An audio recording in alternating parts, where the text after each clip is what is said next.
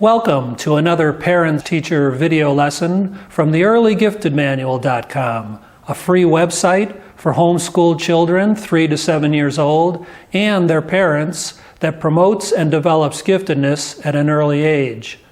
I am Gary Blank, the creator of that site, and your host and facilitator for this video and all of the videos in my educational program. As the video lessons are designed to work in conjunction with the program on my website, I ask you to, at some point, click on the URL link in the description box below, and this action will take you to the earlygiftedmanual.com. By doing that, you will be able to put this lesson and all of the video lessons here on my channel in the proper context of the total program that I am presenting to you and your child. And now let's talk a little bit about how you can teach your child to use a glue stick. And here's a glue stick right here.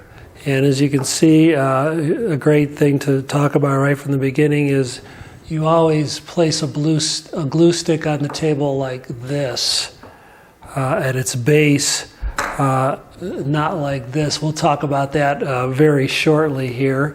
But let's say we want to glue this purple rectangular piece here of construction paper onto this piece of white copy paper. First thing I'm going to do is I'm going to put the purple paper on a piece of scrap paper, and you'll find out why here in a minute. I'm going to open up the glue stick, and sometimes these caps can be tight, so if your child needs help, give her some help. I'm going to put that off to the side, and as you can see, this one, a glue stick has been used a little bit, so there's a dial on the bottom, and when you turn it,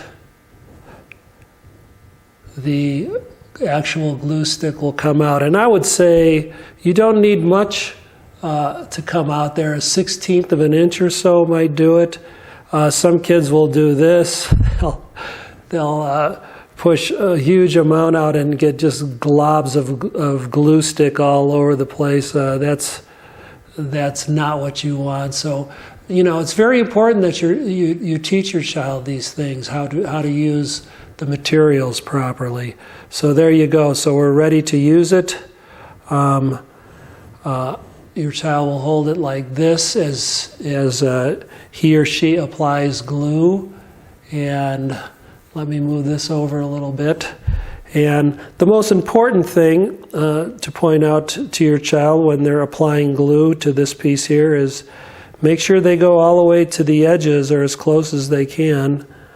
Otherwise, the edges will just be sticking up when they glue the entire thing on a piece of paper. So I started out by going across all the edges, and that's why you have this scrap paper. Kids will inevitably go off the edge like this, and it's better to be on a scrap paper than on the table or on the paper they're working with.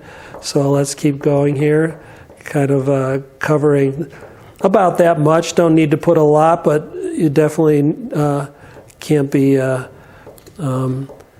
too economical either. There's a just right amount, and that's it. And one of the nice things about glue sticks is they're easy to pick. It's easy to pick up a paper that was just had glue stick applied to it. It's somewhat tacky. Bring it over here. And then it's very important that you tell your child to press down the piece of paper that you're gluing on to this rectangle that you're gluing onto the larger piece of paper. Go to the edges, press down hard. That's very important. A lot of kids forget that, and they don't get a good glue bond. And one thing that I didn't mention now that I'm going to go back and mention that's very important, I kind of put this off camera. I'm going to get it back on camera. Look at the way it's sitting. It's not on its side. It's not going to roll off the table. It's not going to get all kinds of goo all over the place because the tip is there close to the table. You always put it on its base. So the next time your child wants to glue, or when your child wants to glue the next piece, it's ready to go. They won't be looking all over the floor for it or something like that. So that's very important. Here's another interesting dilemma with glue sticks. Let's say I want to glue this nice piece of printed paper onto this copy paper. This is pretty flimsy stuff. It's a nice print. And I'm going to put it over here.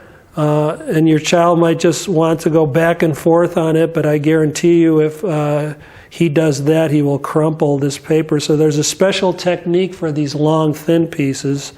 Hold it on one end. Move the glue stick away from that end you're holding. And then finally, you can come back here and just finish off that little bit where your finger was. And then, of course, you get the bonus that since it's a little tacky, it's very easy to pick up.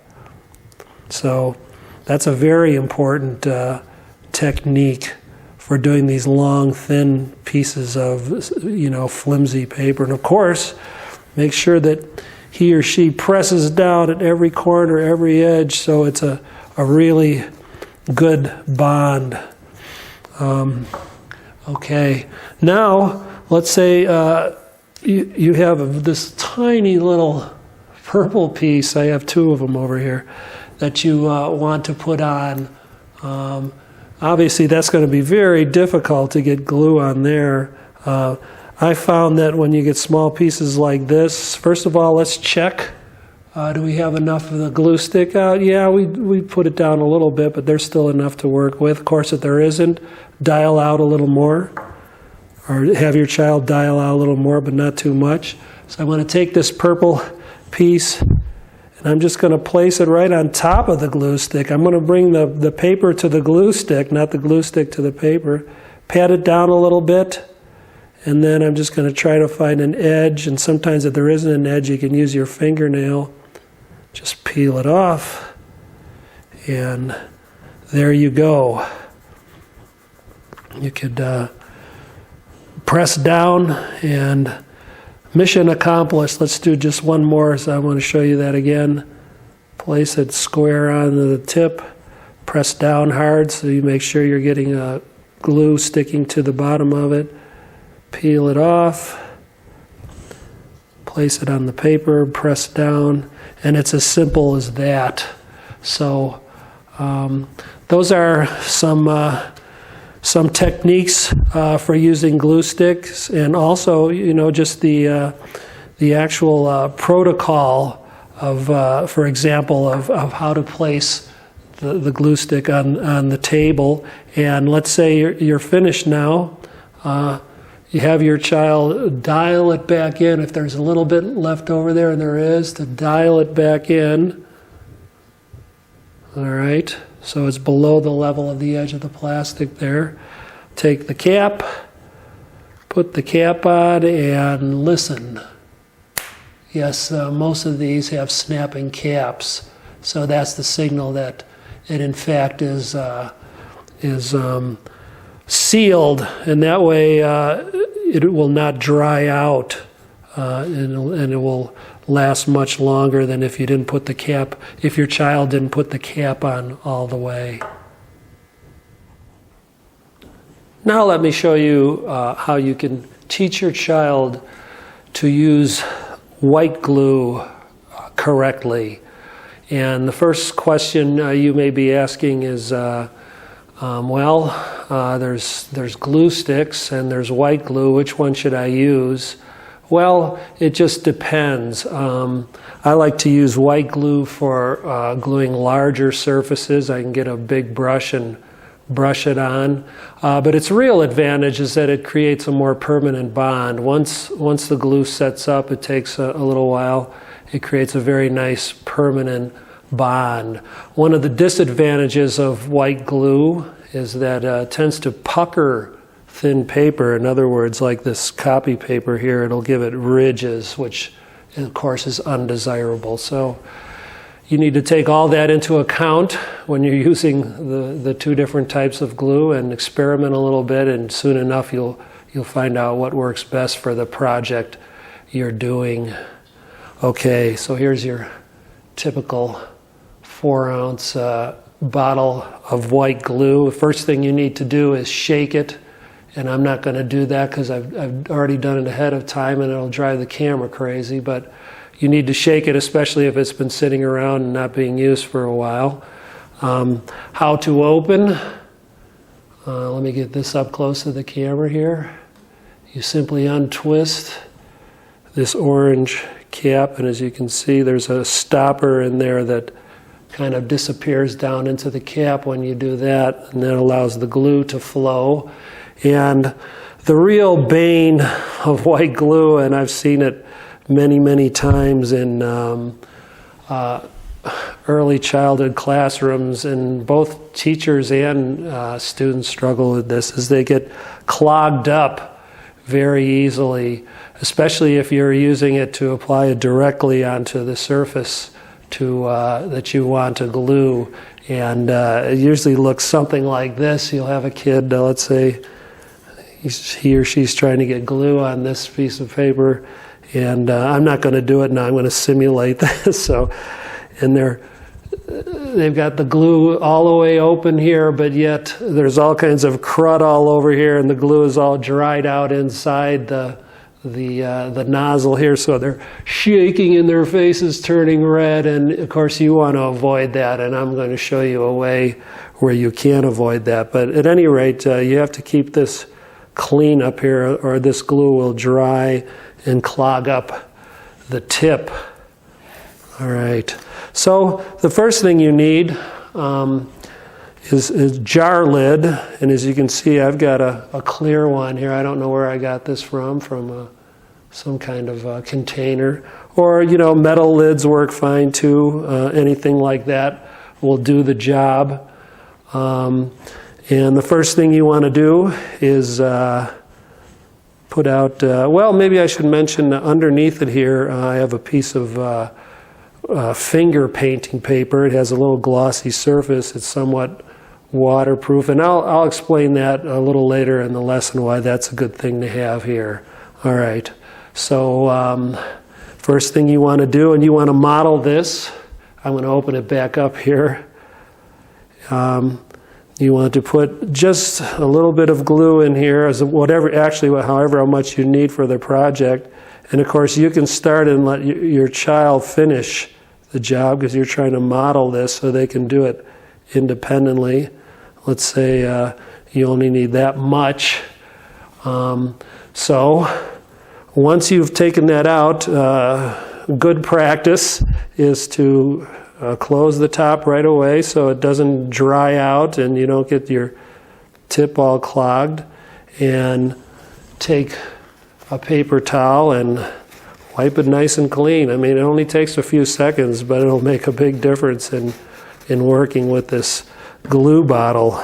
Trust me on this. I've seen it over and over again. All right, so let's get the glue out of the way. We'll put it over here, because now we have our glue that we can easily work with right here in this jar lid. And you can procure a brush to apply it.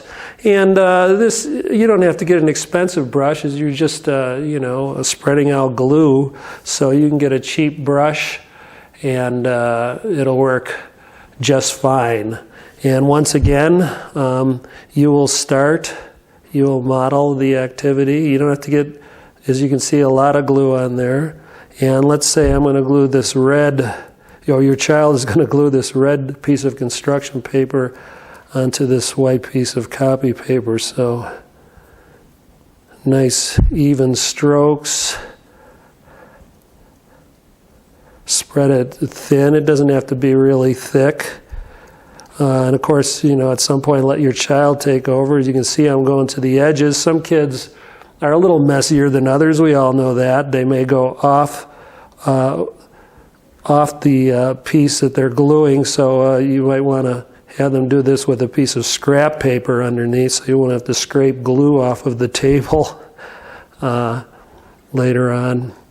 So as you can see, your child is covering the whole surface pretty close to the edge. It doesn't have to go exactly to the edge, but it has to go close to the edge. And lay the brush back down, or you could lay it on this wax paper, fingerprint paper here if you want. Take the piece, turn it over. Say he or she wants to glue it right there. Place it down, and now here's a very important thing. A lot of kids will think that's the end of the job, but you and I know it isn't. One thing they have to do is they have to push down on this surface and spread the piece out like this, going all the way to the edges, push down, run their fingers across it, and of course you can model this and let them take over. And of course it'll take a little while to set, so you don't want to disturb it. So gluing 2 pieces to paper with white glue is just as simple as that. And getting back to our wax paper here, or in my case fingerprinting paper. By the way, wax paper, that's kind of something you don't see a lot anymore. It's almost an antique product, but they still sell it in my grocery store here, so you should be able to find it with no trouble. Or like I said, use a piece of finger painting paper. All right, and that serves a great purpose, because once your brush gets all full of glue, you might not be able to balance it on there, or you might have a higher lid top. You can always just put it right on the paper, and then that'll probably be a little easier for your child. And the last thing you want to do is take this brush. Probably just warm water would be just fine. If it gets more crudded up, or if it hardens, you forget to clean it right away. You can use some soap and warm water, but that'll generally clean it up, and let it dry, and it'll be ready for the next time you're gluing. So all of these things I'm telling you, these procedures, I guess you'd call them, are actually very important, and teach your child to use not just white glue, but all of these materials properly, because it'll make their art projects, or whatever they're doing much easier, and they won't create this massive mess of glue puddles all over the place and glue all over their fingers and stuff. So work through this exercise a few times with them, and pretty soon he or she will be able to do it on their own.